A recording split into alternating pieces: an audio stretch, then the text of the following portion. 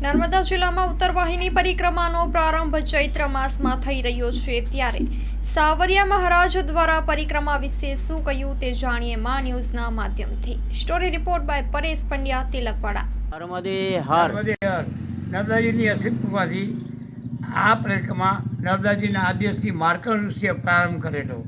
તે છેલ્લા 7 કલ્પના પ્રારંભમાં માર્કંડ ઋષિને માએ આદેશ આપેલો, પૃથ્વીલોકમાં જ્યાં હું ઉત્તરમાં વહું છું ત્યાં તમે ઉત્તરવાહિની કરો, જ્યાં જ્યાં ઉત્તરવાહિની છે નર્મદા કિનારે ત્યાં કરો। માર્કંડ ઋષિએ આ પરિક્રમા પ્રારંભ કર્યો।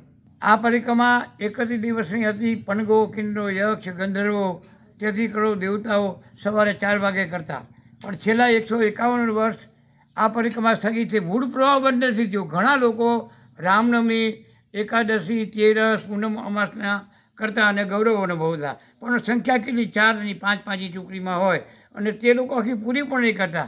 રામાનંદે શિલાથી પાણીથી તે બાજુ વહી જતા, સામે પાર વાસણ સાઈડ પણ કરતા, અને એ જળવાઈ એવું ગૌરવ આજે પણ કેવી માની કૃપા છે કે રાજા બલીમાં આ પરિક્રમા એટલી ફૂલી ફળી હતી કે એનું વર્ણનમાં નર્મદા કરી શકે, હું ન કરી શકું। રાજા બલીના વખતમાં જેને લગ્ન ગ્રંથિથી જોઈન થવું હોય તેને આ પરિક્રમાનું રાજ્ય સરકારનું સર્ટિફિકેટ પ્રાપ્ત કરે પછી લગ્ન ગ્રંથિથી જોઈન થતા, અને એટલી ફૂલી ફળી આજે મને એની અનુભૂતિ થાય છે કે આપણે કુંભ હમણાં ગયો, પ્રયાગનો ઐતિહાસિક કુંભ બન્યો, ત્યાર પછી મને એવું લાગે છે કે સારું વાતાવરણ અને સારી સુવિધા અને સારો માહોલ આજે મને આ ઉત્તરવાહિની પરિક્રમા જોવા મળે છે।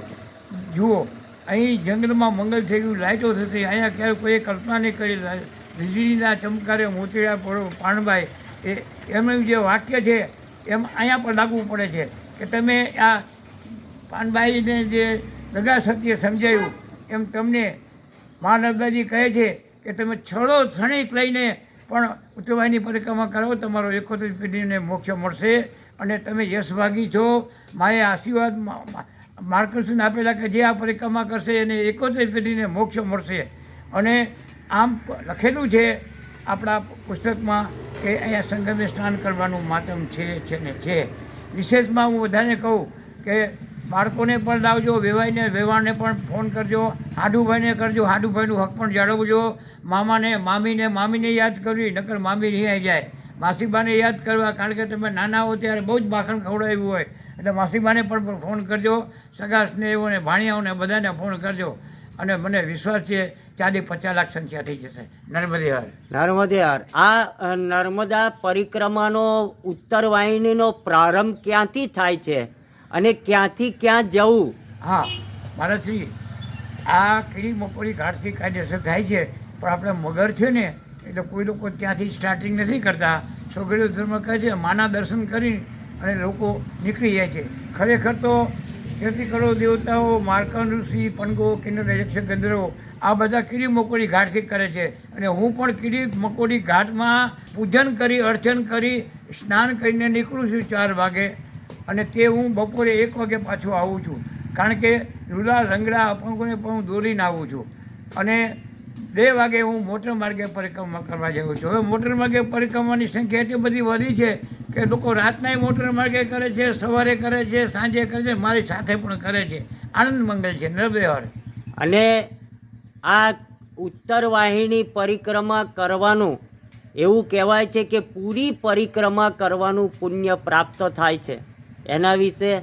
હાજી, એમાં એવું છે કે 3 વર્ષ 3 પરિક્રમા કરો ને તો આપણે જે 3750 કિલોમીટરની માર્કંડ ઋષિએ જે પરિક્રમા ચાલુ કરી એનું પુણ્ય મળે છે। સત્ય છે, પુસ્તકમાં લખેલું છે। આપણું નામ? નર્મદા પુત્ર સાવરિયા મહારાજ। નર્મદે હર, જય હો। નર્મદે હર। આપણે ઉત્તરવાહિનીની અંદર જોઈએ તો આપણે નકુળ સ્થાપિત જે શિવલિંગ હતું જેને આપણે પ્રજ્ઞાત્રી કહેતા, એ પણ આપણે 17 સપ્ટેમ્બર 2023માં એ પણ જળમગ્ન બની ગયું। ત્યાર પછીની નાના મોટા ત્યાં છે તે અસંખ્ય, પરંતુ એકદમ ગંભીરતાની વાતો એ છે કે જગતગુરુ શંકરાચાર્ય જે ચતુર્માસ ત્યાં કરેલ માંગરોળમાં અને કાશ્મીર મહાદેવની સ્થાપના કરી એ પણ જળમગ્ન બની ગયું, અને બાજુમાં કામનાથ મહાદેવ એ પણ જળમગ્ન બની ગયું। આવા અસંખ્ય શિવલિંગો ગયા છે એ આપણે સરકારશ્રીનું ધ્યાન દોરશો અને આ વખતે મને આશા છે કે મુખ્યમંત્રીશ્રી પરિક્રમા કરવા આવવાના છે એવો દૂર દૂરથી સંદેશો છે. તો આપણે રૂબરૂ એમને કહી અને બધું જ કાર્ય આપણે કરશો. જે આપણું અધૂરું કાર્ય છે તે બધું જ પૂરું કરશો. નર્મદે હર. આપણે મહારાજજી આજે નર્મદાની પરિક્રમા થાય છે, હા એમાં પૂરી પરિક્રમા હોય કે ચૈત્ર માસની પરિક્રમા હોય, લાખોની સંખ્યામાં દેશના અલગ અલગ ખૂણેથી લોકો આવે છે. હા તો આપણા નર્મદાના કિનારા હોય અથવા તો એના ઘાટ હોય અથવા તો સંરક્ષણના પ્રશ્ન હોય કે આજે આપણા સ્કંદ પુરાણ, વાયુ પુરાણ, નર્મદા પુરાણ એવા સ્થાનો છે તે જલમગ્ન થઈ રહ્યા છે. તો આજે આવતી પેઢી એ પુરાણોમાં સ્થાનોનો ઉલ્લેખ છે એ જોઈ શકે અને એનો આનંદ માણી શકે. એટલા માટે સરકાર દ્વારા આપણે આને તંત્ર દ્વારા આપણે આ સ્થાનોને બચાવવા માટે ને એના માટે કંઈક કરવું જોઈએ. એમાં આપણું શું કહેવું છે? આપણું બહુ સત્ય માર્ગદર્શન છે, હું એનો સ્વીકાર કરું છું. તમે બ્રહ્મદેવ છો, બ્રહ્મ વાક્ય જનાર્દન બધું પૂરું થશે. નર્મદે હર. નર્મદે હર. નર્મદે હર. હા, નર્મદાજીની અસીમ કૃપાથી વિશ્વવંદનીય ઉત્તમ સ્વામીજી જે મહામંડલેશ્વર છે અગ્નિ અખાડાના, તે પણ ઉત્તરભાઈની પરિક્રમા કરવા પધરાવવાના છે, એમનો સંદેશો છે. અને દાદા ગુરુએ તો જ્યારે એ પરિક્રમામાં હતા ત્યારે મને રૂબરૂ કહ્યું છે કે હું તો ચોક્કસ આવીશ ને આવીશ. માં motor driving, safe and sure driving. Driving એ શોખ સાથે આપની મોટી જવાબદારી પણ છે. અમારા ઇન્સ્ટ્રક્ટર દ્વારા સચોટ અને સરળ માર્ગદર્શન. આપની રોજની તાલીમની માહિતી મેળવીને શું અધુરાશ છે એના ઉપર પૂરું ફોકસ કરાય છે.